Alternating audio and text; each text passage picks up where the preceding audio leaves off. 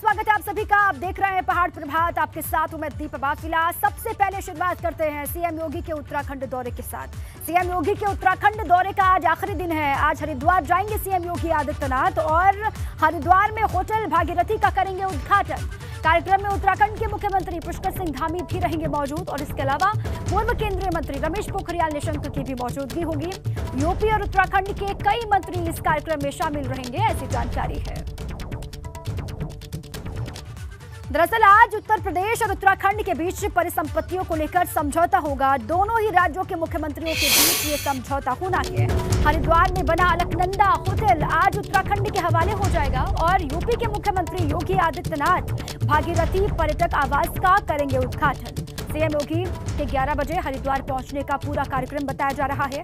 आपको बता दें कि उत्तराखंड और उत्तर प्रदेश दोनों राज्यों के बीच हुए परिसंपत्ति बंटवारे में यूपी सरकार ने होटल अलकनंदा को उत्तराखंड को सौंप दिया।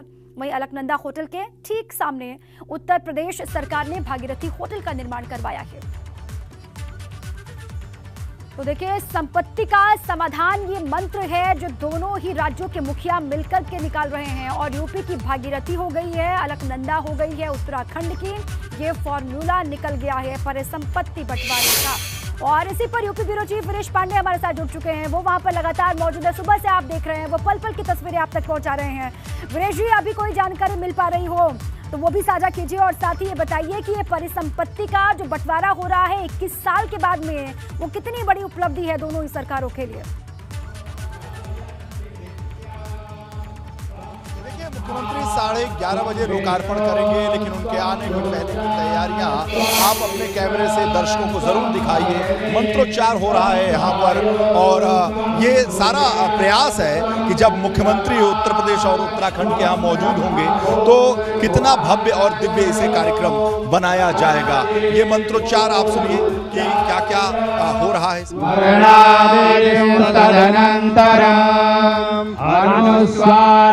परतरः अर्धेन्दुलसितं तारेण रुद्धम् एतत्तव मनुस्वरूपं गकारः पूर्वरूपम् अकारो मध्यमरूपम् अनुस्वारश्चान्त्यरूपम् बिन्दुरुत्तररूपम् नादः संधानम्। देखा कि ये मंत्रोच्चार हो रहा है और साथ ही साथ बहुत सारे ऐसे लोग हों जो यहाँ जो नाचने और गाने, जो पहाड़ी शैली है उससे संबंधित लोग हैं, वो लोग भी देखिए, ये लोग तैयार हो रहे हैं। आइए जरा आप लोग अपने हुनर को दिखाइए, कौन सी शैली। आइए मैडम, क्या किस तरह का डांस होगा? आइए, कौन सा डांस होगा? क्या आज सर हम शिव गायन देंगे बमलरी, जिसमें शिव पार्वती के विवाह का वर्णन है। शंकर भगवान पार्वती से करके यहाँ पे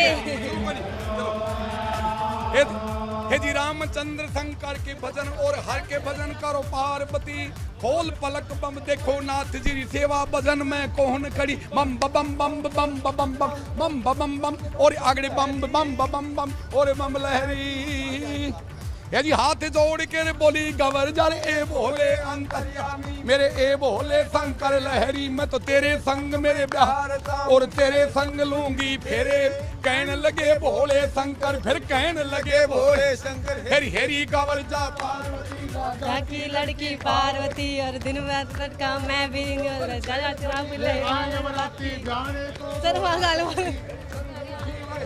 लड़का चंद्रमुखी लड़का ढूंढो श्रीनाथ करेगी दरबार करेगी उन महलों में बैठी हुक्म करेगी। बम बम बम बम बम बम बम बम बम बम लहरी।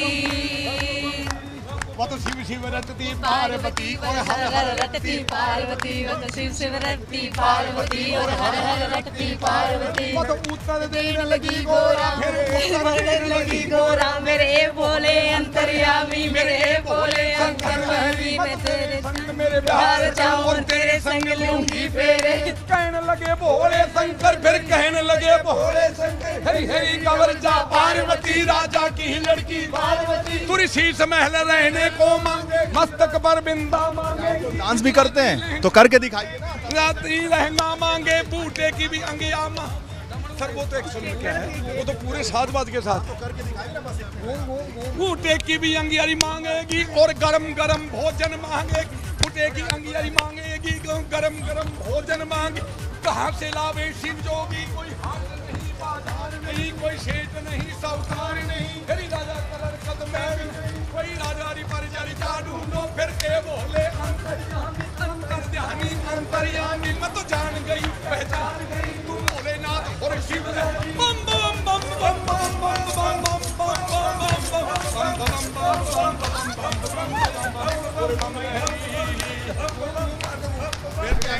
फिर कहने लगे भोले शंकर हरी हरी कवर जा पार राजा की ही लड़की।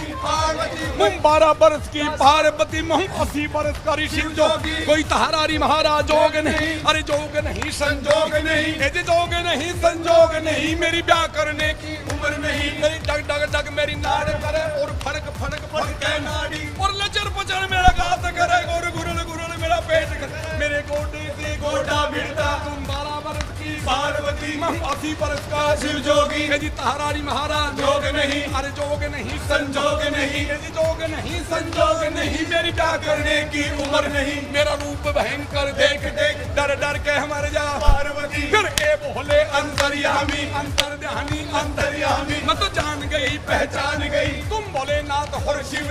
बम बम बम बम बम बम बम बम बम बम बम बम बम बम बम बम बम बम और बम लहरी।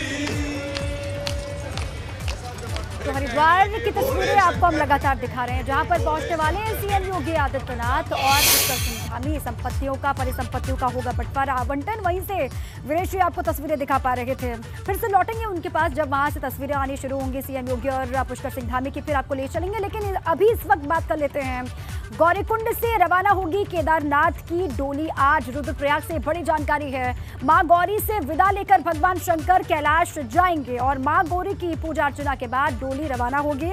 दोनों को एक साथ लगाया जाता है भोग। देर शाम को डोली पहुंचेगी केदारनाथ धाम। कल केदारनाथ धाम के कपाट खुलने, उससे पहले क्या अपडेट है आपके सामने, ये पूरी जानकारी है। आज गौरीकुंड से रवाना होगी केदारनाथ की डोली। मां गौरी से विदा लेकर के भगवान शंकर कैलाश का रुख करेंगे, कैलाश जाएंगे और मां गौरी की पूजा अर्चना के बाद डोली रवाना हो जाएगी। दोनों को एक साथ, ये खबर है, ये परंपरा है कि एक साथ भोग लगाया जाता है।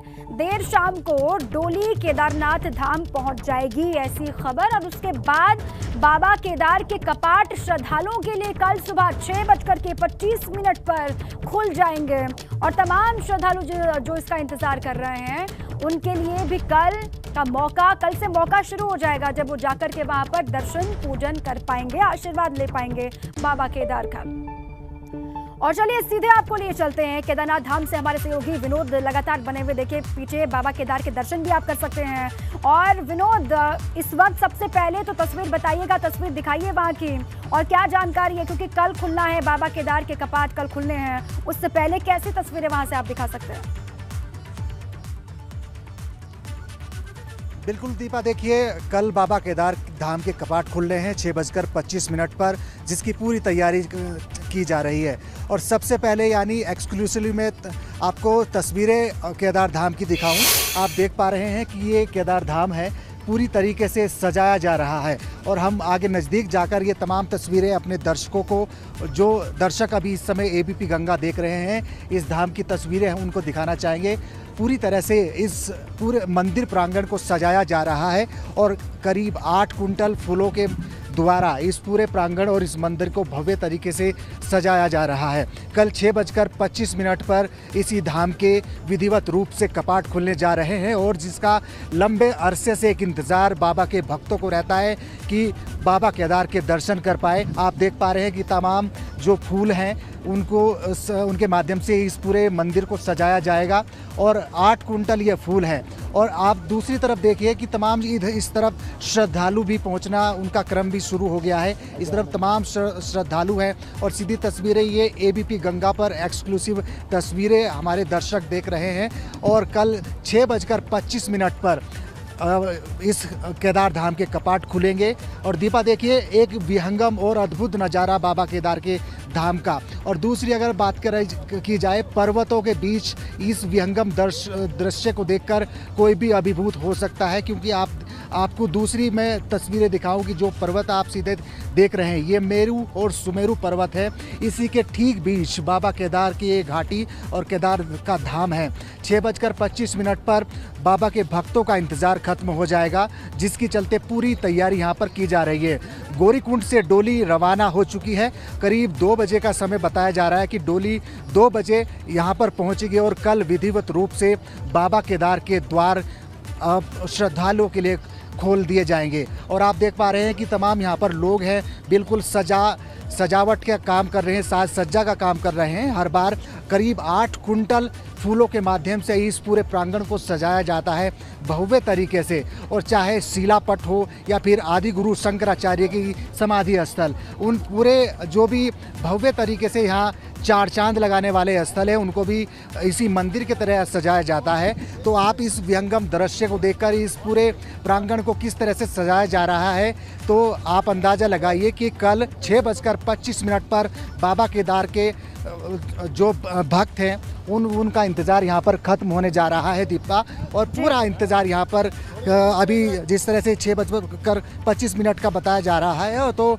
ये जानिए कि पूरी तैयारी यहाँ पर की जा रही है। कुछ श्रद्धालु भी सवारा गया है कल के लिए, कल कपाट खुलने हैं, बेसब्री से श्रद्धालुओं को इंतजार है। बात कीजिए श्रद्धालुओं से। हम आए हैं पटौदी गुड़गामा हरियाणा से गुड़गामा से। जी कल केदार बाबा के कपाट खुल रहे हैं, कितना उत्सुकता और कितना उत्साह है? बहुत ज़्यादा उत्साह है। और हम कल शाम को यहाँ आ गए थे और तेज़ बारिश हो रही थी और ओले भी पड़ रहे थे, उसके अंदर हम चलते हुए आए हैं बाबा के दर्शनों के लिए। और 6:25 पे कल बाबा के कपाट खुलेंगे, उस समय हम सुबह दर्शन करेंगे बाबा के। ठीक है, और बहुत उत्साह है और बहुत ज़्यादा लोगों श्रद्धालुओं की यहाँ पे भीड़ जुटी हुई है। आप बताइए, आप कहाँ से आए? हम हरियाणा से आए हैं, रेवाड़ी ज़िले में झाल ग्राम है। और हम पिछली 3 साल भी आए थे, 17, 18, 19, और फिर 2 साल कोरोना में नहीं आए। अब फिर बाबा की कृपा हुई तो अब फिर आए हैं। बिल्कुल दीपा, देखिए श्रद्धालुओं में बड़ा उत्साह है। और हम आपको नज़दीक से थोड़ी बाबा केदार की तस्वीरें दिखाएं। उससे पहले ये नंदी महाराज की तस्वीर है। इस नंदी महाराज की प्रतिमा को भी बिल्कुल भव्य तरीके से सजाया जा रहा है। और आप सीधे तौर पर बाबा केदार की ये मुख्य जो द्वार है ये देख पा रहे हैं। सीधे गेंदे के फूल के माध्यम से, तमाम भिन्न भिन्न प्रकार के फूलों के माध्यम से इस पूरे परिसर को भव्य तरीके से सजाया जा रहा है। और जिस तरह से पूरे प्रक्रिया यहाँ पर संपन्न होने की थोड़ी ही कोशिशें इनकी जो लोग लगे हैं उनके माध्यम से कोशिशें जारी हैं। लेकिन ये ज़रूर कह सकते हैं कि ये दूसरी तस्वीर देखिए, कितना उत्साह बाबा के भक्तों में है। और इंतज़ार इनका 6:25 पर ख़त्म हो जाएगा। तमाम ये तस्वीरें ऐसे बयां करती कि इसको दीपा सिर्फ भगवान की आस्था कह सकते हैं। यही आस्था है कि चाहे करीब 17 किलोमीटर का जो पैदल का यानी कठिनतम जो रास्ता है, पैदल चलकर श्रद्धालु आते हैं, चाहे बुजुर्ग हो, महिला हो, बच्चे हों। तमाम इस तरीके की तस्वीरें हमने खुद अभी देखी। हम खुद अभी थोड़ी देर पहले ही इस प्रांगण में पहुंचे हैं। और पूरी तरीके से ये एक अभिभूत करने वाली एक पल होता है। आप जो तस्वीरें देख पा रहे हैं कि श्रद्धालुओं में बड़ा उत्साह है। श्रद्धालु दूर दराजों से आए हैं, बाबा हर हर महादेव के जयकारे लगा रहे हैं। तमाम एक उत्साह यहाँ पर देखने को मिल रहा है। साज सज्जा का काम चल रहा है। हालांकि अभी ये भी जानकारी जो मौसम विभाग के अनुसार है कि बारिश का एक अनुमान यहाँ पर जताया जा रहा है। और कल भी यहाँ पर बारिश हुई है।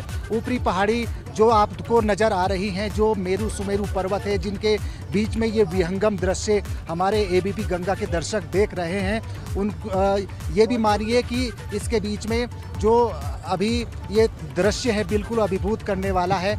और जो हम अपने दर्शकों को जानकारी दे रहे थे कि कल भी बारिश यहाँ पर इस परिसर में हुई और अभी बारिश का अनुमान भी जताया जा रहा है कि आने वाले दिनों में और भी बारिश यहाँ पर हो सकती है। लेकिन इस उत्साह में कोई कमी नहीं है। जो भी श्रद्धालु हैं यहाँ पर बिल्कुल कोई कमी नहीं है। और इस पूरे प्रांगण की तस्वीरें हम दिखाएं तो हम आपको दूसरी ओर की तस्वीरें दिखाती हैं।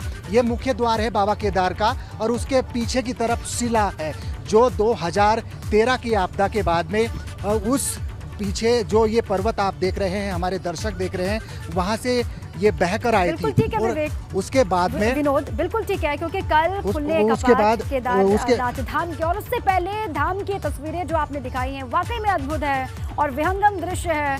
बड़ी संख्या में श्रद्धालु यहाँ पर लगातार पहुंच रहे हैं जो कल से दीदार कर पाएंगे बाबा केदार के।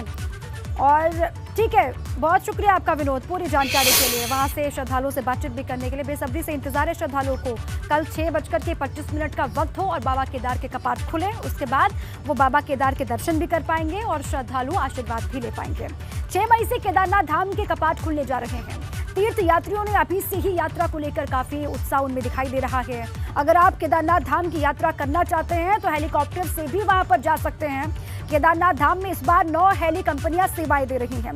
हेली सेवा के शुरू होने से कई दिनों तक चलने वाली केदारनाथ की यात्रा अब कुछ घंटों में ही पूरी हो जाएगी। आइए आपको दिखाते हैं कि कैसे यात्रा को कुछ घंटों में श्रद्धालु पूरा कर सकते हैं। धाम की यात्रा पिछले कुछ वर्षों तक कितनी कठिन हुआ करती थी, कई दिन लग जाते थे, लेकिन अब एक दिन या ये मैं यूं कहूँ कुछ घंटों में हो जाएगी। मैं इस समय हूँ एरो एयरक्राफ्ट के हेलीकॉप्टर में। ऐसी कई सारी कंपनियां हैं जिसे इसने संभव कर दिया है। यानी कि आप अब अगर देहरादून से चढ़ेंगे तो केदारनाथ आप 40 मिनट में पहुंच जाएंगे, गुप्तकाशी से चढ़ेंगे तो 10 मिनट में केदारनाथ पहुंच जाएंगे और सीधा मंदिर के पास पहुंचेंगे। इन ऊंची ऊंची पहाड़ियों के बीच जहां रास्ता बनाना असंभव हुआ करता था, वहां अब रास्ते भी बन गए हैं। रास्तों में जो सुधार आया है वो भी देखते ही बनता है। लेकिन इस हवाई यात्रा से आपको तकलीफ कम होती है, समय कम लगता है, पैसे थोड़े ज्यादा जरूर लग जाते हैं, क्योंकि पैसों का कारण ये है कि एक सौटी पे 4 से ज्यादा लोग नहीं आ सकते हैं। ये देखिए, ये इन ऊंची पहाड़ियों में और ये इतनी गंभीर घाटियों से गुजरना कितना मुश्किल होता है। अब इसमें जब आप हेलीकॉप्टर में या चॉपर में चढ़ते हैं तो 3 बातों का ध्यान रखना पड़ता है।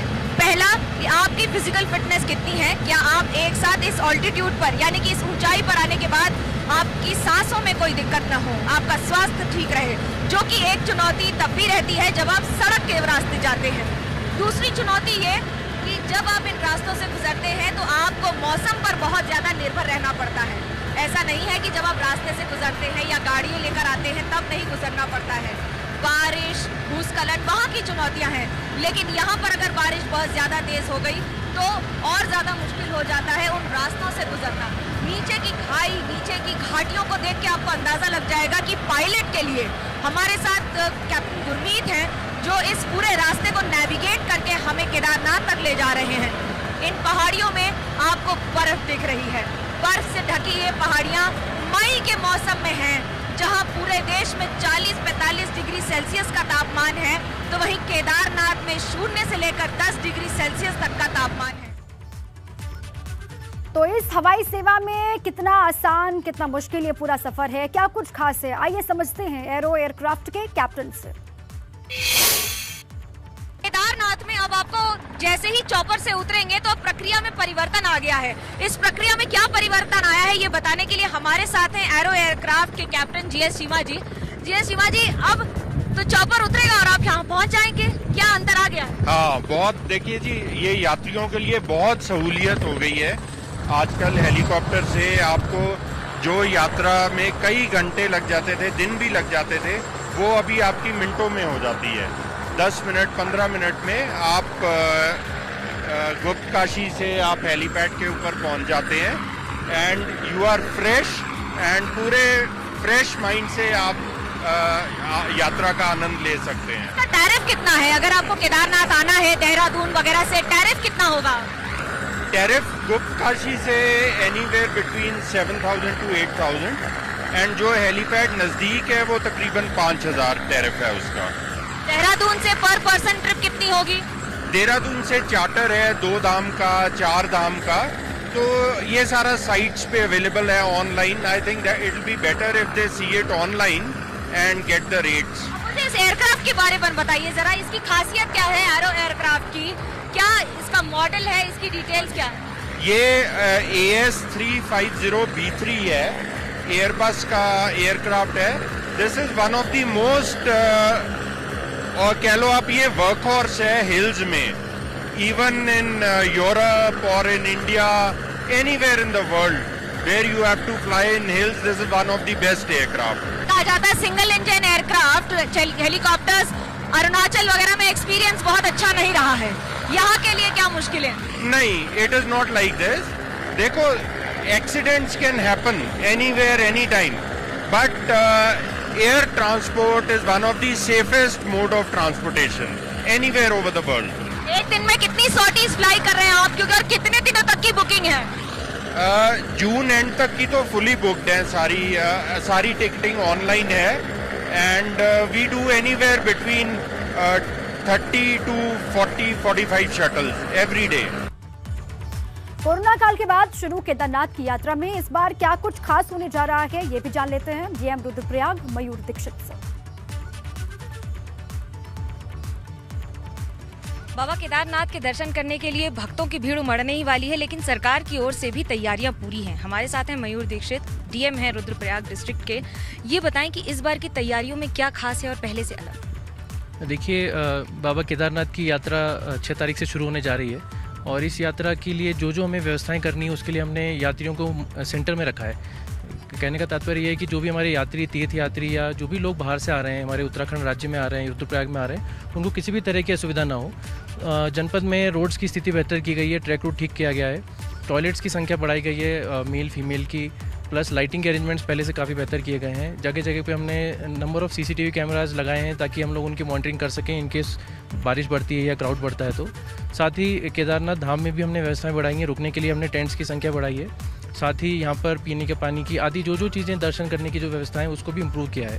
चॉपर सर्विसेज पहले से कई गुना ज़्यादा है, उसको कैसे हैंडल कर रहे हैं, उसकी क्या तैयारी? देखिए, चॉपर सर्विसेज में 9 हमारे सर्विस प्रोवाइडर्स हैं जो चॉपर सर्विस अलग अलग हेलीपैड से ऑपरेट कर रहे हैं। उनकी भी इंस्पेक्शंस आज कल में चल रहे हैं और उनकी बुकिंग्स भी ऑनलाइन हो रही हैं, प्लस कुछ जो इमरजेंसी की होती है उनको ऑफलाइन करते हैं। कोशिश ये कर रहे हैं कि उनको भी हैसल फ्री हम लोग टिकटिंग सिस्टम कर सकें, कोई शिकायत किसी को ना मिले और जो भी यात्री तो चॉपर सर्विस यूज़ करना चाहता है उसको समय रहते बुकिंग कर सके। मौसम का अनुमान तो आने वाले दिनों में ख़राब होगा, उसको कैसे हैंडल? देखिए, मौसम का यहाँ पर रहता ही है वेरिएशन और दिन में कभी कभी सडन चेंजेस भी आते हैं, तो हम लोग एवरी आवर इसको मॉनिटर करते हैं। जैसे मौसम में कुछ दिक्कत आती है तो हम लोग अलर्ट सिस्टम जारी करते हैं, हमारा सिस्टम बना हुआ है और हम यात्रियों को पहले आने से ही यहाँ पे आने से पहले ही उनको जगह जगह पर रोकने की व्यवस्था करते हैं।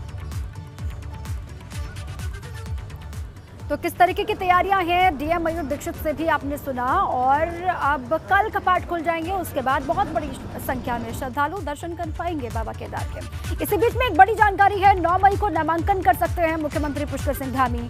चंपावत सीट से उपचुनाव लड़ रहे हैं सीएम पुष्कर सिंह धामी, आप सभी जानते हैं 11 मई तक होने हैं चंपावत उपचुनाव के लिए नामांकन। 31 मई की तारीख है मतदान और 3 जून को मतगणना होगी, काउंटिंग होगी और उसके बाद तस्वीर साफ होगी। ये बड़ी जानकारी आपके सामने है। चंपावत उपचुनाव को लेकर 9 मई को नामांकन कर सकते हैं पुष्कर सिंह धामी और चंपावत सीट से उपचुनाव लड़ रहे हैं मुखिया पुष्कर सिंह धामी। 11 मई तक चंपावत उपचुनाव के लिए नामांकन होने हैं और देखिए 31 मई को वोटिंग होनी है चंपावत उपचुनाव को लेकर और 3 जून को पूरी तस्वीर साफ होनी है, काउंटिंग होनी है।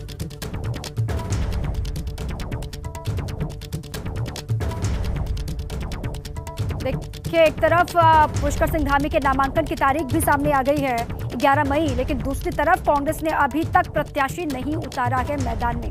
पंकज इसी पर और जानकारियों के साथ हमारे साथ जुड़ चुके हैं। पंकज, 11 मई की तारीख बताई जा रही है जब नामांकन करते हुए पुष्कर सिंह धामी दिखाई देंगे, क्या जानकारी इस पूरे मामले में? और साथ ही देखिए, बीजेपी की तो अपनी पूरी तैयारी दिखाई दे रही है, कांग्रेस अभी तक गायब है चंपावत ग्राउंड से। बिल्कुल दीपक, देखिए ये अभी इसकी अधिकृत सूचना जारी नहीं हुई है, लेकिन 9 मई को मुख्यमंत्री पुष्कर सिंह धामी अपना नामांकन चंपावत के लिए कर सकते हैं और बीजेपी अपनी पूरी तरह से रणनीति के आधार पर वहां काम कर रही है। तमाम पर्यवेक्षकों की नियुक्ति कर दी है, पार्टी के बड़े नेताओं को वहां पर ड्यूटी पर तैनात कर दिया है और मुख्यमंत्री वहां खुद एक रोड शो भी कर चुके हैं। और इसके अलावा पार्टी के जो बड़े वरिष्ठ नेता हैं, वहाँ के जो लोकल नेता हैं, वो लगातार वहाँ पर डोर टू डोर कैंपेन कर रहे हैं और लगातार तैयारियों को वहाँ पर अंतिम रूप देने में लगे हैं। लेकिन ये अगर विपक्षी दल, जो मुख्य विपक्षी दल है कांग्रेस की बात बात की जाए तो कांग्रेस अभी अपने प्रत्याशी चयन के झमेले में फंसी हुई है। हालांकि जो एक पर्यवेक्षक, उन्होंने 3 पर्यवेक्षक चंपावत उपचुनाव के लिए भेजे थे, उन्होंने एक विस्तृत रिपोर्ट बनाकर पार्टी संगठन को भेज दी है। और अब संगठन का यह कहना है, कांग्रेस के प्रदेश अध्यक्ष करण मेहरा का यह कहना है कि आज शाम तक अपने प्रत्याशी का ऐलान वो कर सकते हैं। हिमेश खरकवाल क्योंकि वहाँ से चुनाव लड़ चुके हैं और 2 बार वहाँ पर विधायक भी रहे हैं, तो संभावना जताई जा रही है कि हिमेश खरकवाल भी वहाँ प्रत्याशी हो सकते हैं। लेकिन अभी उनसे उनकी बात फाइनल नहीं हुई है। और एक सूचना ये भी अपडेट में बता दूं कि कल करण मेहरा की देवेंद्र यादव जो कांग्रेस के प्रदेश प्रभारी हैं, उनसे फोन पर बातचीत हुई है। उन्होंने सभी फीडबैक उनसे ले लिया है और आज संभवतः माना जा रहा है कि एक कांग्रेस के वरिष्ठ नेता, चाहे वो हरीश रावत हो, प्रीतम सिंह हो, गणेश गोदियाल हो, करण मेहरा हो और नेता प्रतिपक्ष यशपाल आर्य हो, इन सभी की एक महत्वपूर्ण बैठक आज होने वाली है। और बैठक के बाद अंतिम फैसला लिया जाएगा कि चंपावत चुनाव से किसको प्रत्याशी बनाया जा सकता है। तो सभी चल रहा है, लेकिन फैसला कब तक हो पाएगा इसका इंतजार करना है। 11 मई तक उपचुनाव के लिए नामांकन करने का वक्त है और 9 मई को पुष्कर सिंह धामी नामांकन करने वाले हैं। बहुत शुक्रिया आपका पंकज पूरी जानकारी के लिए।